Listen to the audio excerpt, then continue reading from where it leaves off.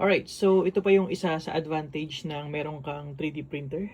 So ito yung stock na bumper ng VS410. Yan, so as you can see, wala siyang kabitan ng tow hitch para dito sa ating trailer.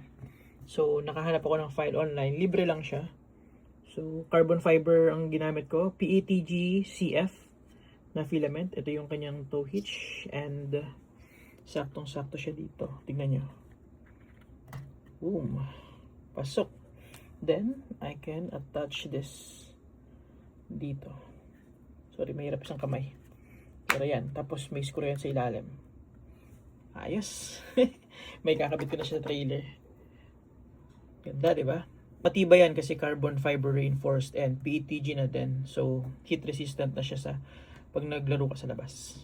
So, ito na siya. Saktong-sakto. So, ang maganda pa dito, hindi ko na kailangan problemahin yung bumper ko, yung rear bumper ko na magasgasan. At pag hindi ko kailangan, pwede ko naman tanggalin to, bumper lang. Ito 3D printed din to para sa lock ng body niya. Pakita ko sa inyo.